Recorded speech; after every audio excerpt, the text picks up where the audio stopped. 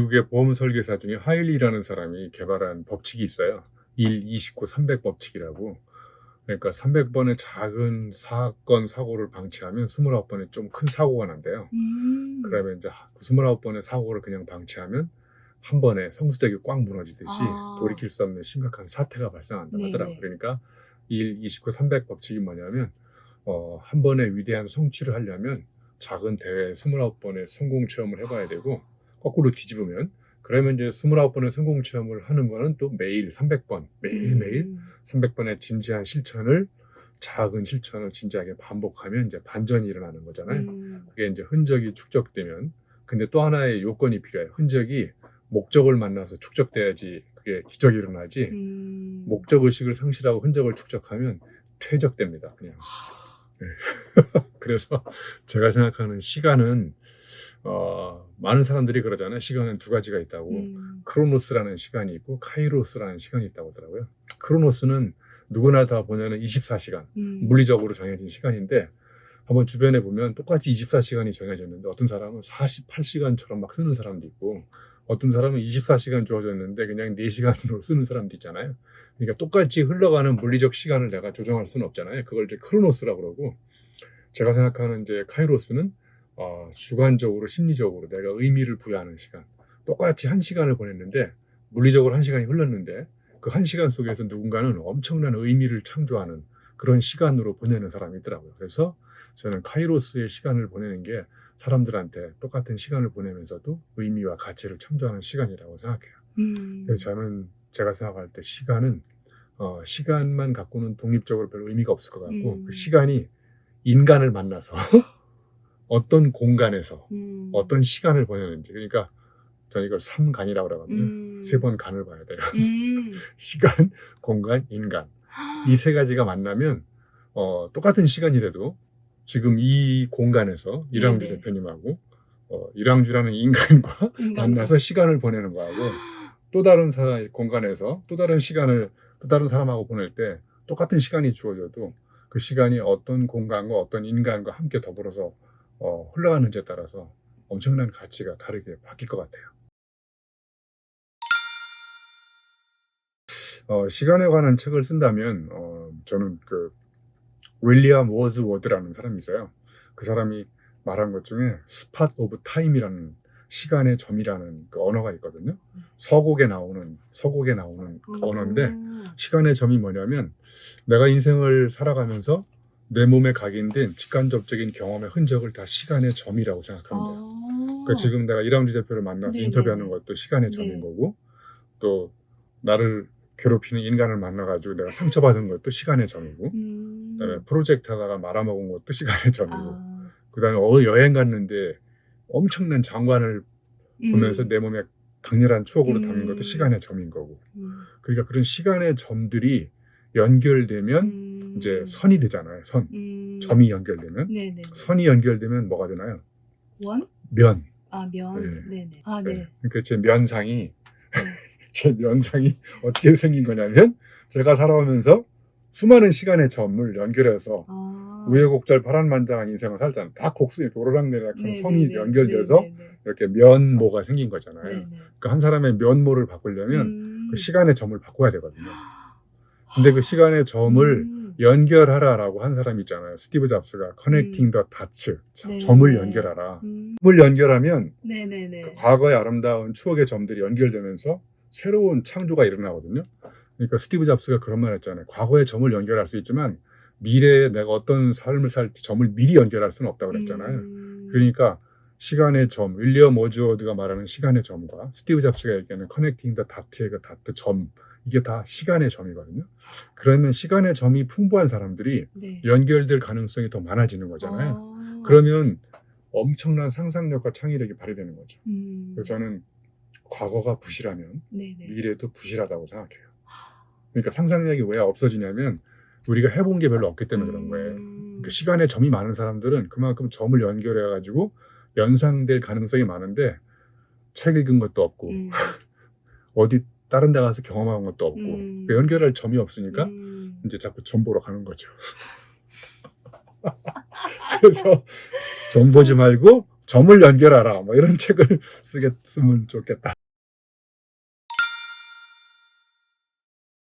지난번에도 잠깐 언뜻 지나가는 얘기를 했듯이, 제가 우연히 동영상, 영상을 보다가 미국의 휴먼 라이브러리라는 개념을 이렇게 언뜻 본 적이 있어요. 네. 그래서 사람이 살아가면서 엄청난 문제에 직면하기도 하고 누군가의 도움이 필요하기도 하잖아요. 그때 사람이 찾을 수 있는 게 사람을 찾는 방법하고 도서관에 가서 그 사람이 쓴 책을 읽는 방법 있잖아요.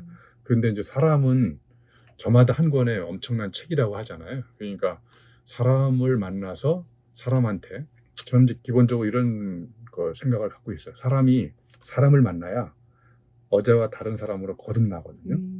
신용복 교수도 그런 말씀을 하셨어요.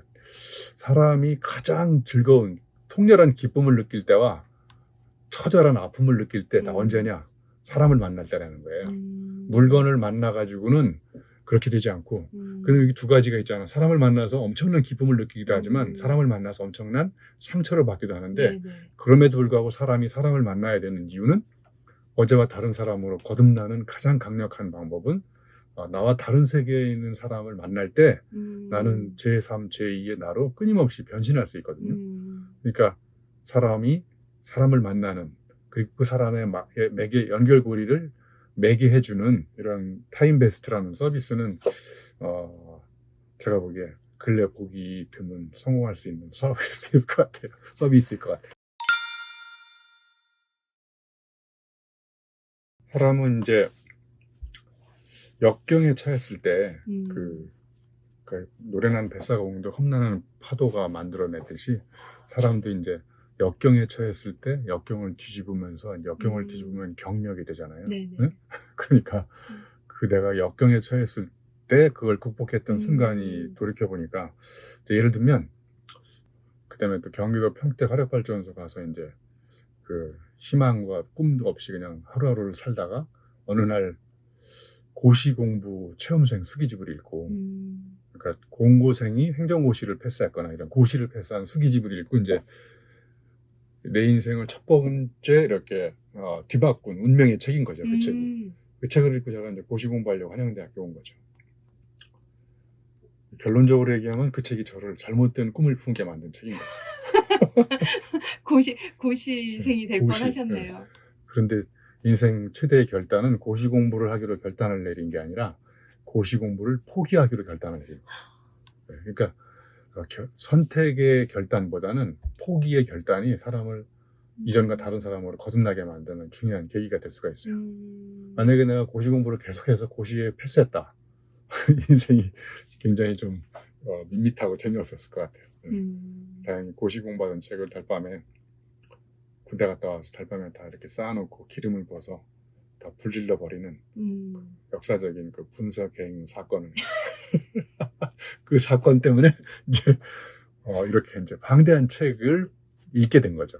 막 고민하고 계획 세우고 걱정했던 순간보다 내 인생의 어떤 터닝 포인트가 왔을 때 깊게 고민하지 않고 앞뒤 안 가리고 결단을 내리고 앞으로 갔을 때, 뭐 고시 공부를 한다는 결단도 엄청난 오랜 결단을 내린 게 아니라 그냥 내가 한번 가보면 재밌겠다라는 거 했는데 정말 재미없는 길인 거죠. 가보니까. 그러니까 그런 말 있잖아요. 그러니까 대학은 진학 있잖아요. 내가 어느 대학을 갈지는 책상에 앉아서 결정할 수 있는데 진로, 내가 어느 길을 가면 행복한지 그거는 몸으로 가봐야 알 수 있다는 거예요. 그러니까 몸으로 겪어보지 않은 것에 대해서는 함부로 이야기를 할 수는 없는 거고, 그러니까 이런 타임베스트, 몸으로 겪어본 사람을 만나서 몸으로 겪은 이야기를 해줘야 그 사람도 몸으로 와닿는 거거든요.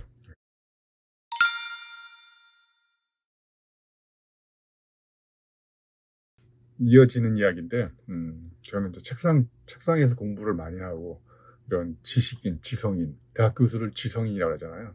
지성인들의 공통점이 좀 죄송하지만 지루하거든요. 그러니까 몸으로 겪은 체험적 지혜를 갖고 있다기보다 책상에서 공부해가지고 지식을 많이 갖고 있는 사람들. 그러니까 저도 이제 석박사, 석사, 박사학위를 받고 삼성에 갔었잖아요. 삼성인력개발원에 가서 깨달은 거는 석사가 돌석자일 수도 있겠구나. 박사가 돌을 갈다 얇아지니까 열불박자가 되는구나. 그러니까 집을 우리가 그리라고 하면 사람들이 집을 그릴 때 밑에부터 그리나요? 아니면 지붕부터 집을 그리나요? 지붕부터. 지붕부터 그리잖아요. 지붕부터 집을 짓는 건설회사 보셨어요? 하늘에다 지붕을 매달고 내려오진 않잖아요. 완전 현실 논리와 180도 다른 논리로 책상에서 가르치거든요.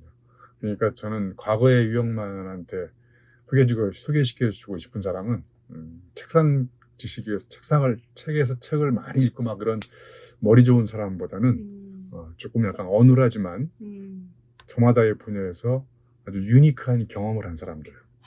네? 네. 그러니까 저는 경험이 인생의 스승이라고 생각하거든요. 근데 이제 문제는 경험을 업데이트 시키지 않으면 이제 꼰대로 전락하잖아요. 꼰대는 입력은 고장 났는데 출력만 살아있잖아요. 꼰대들은.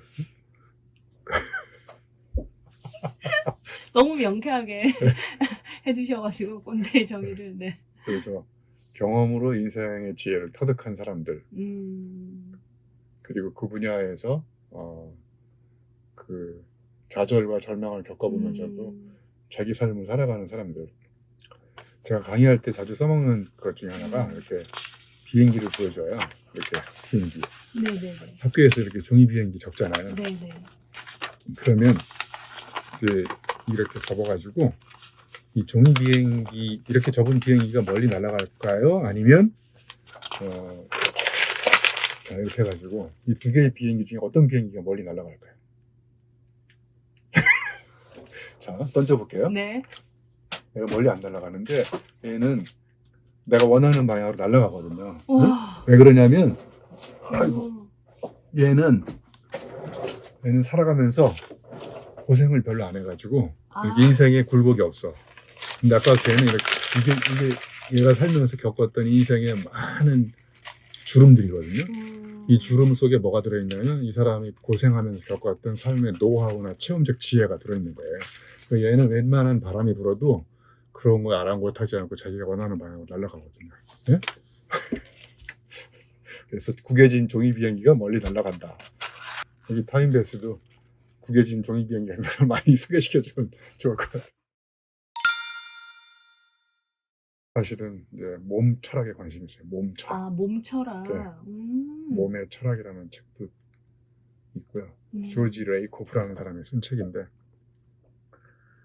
그리고 이제 몸 철학에 관심 있는 이유는 우리가 은유법을 쓰잖아요. 은유법이라는 게 사실은 체험적 은유거든요. 예를 들면 독서는 피클이다. 왜냐면 제가 고시 공부를 하기 전에는 책을 읽기 전 오이였는데 그 책을 읽고 나서 이렇게 피클로 바뀌었어요. 그러니까 오이가 피클이 될 수 있는데 피클이 오이로 돌아갈 수 없잖아요. 되돌아갈 수 없는 위험한 행동이 독서인 거예요. 왜 책을 함부로 읽으시면 안 돼.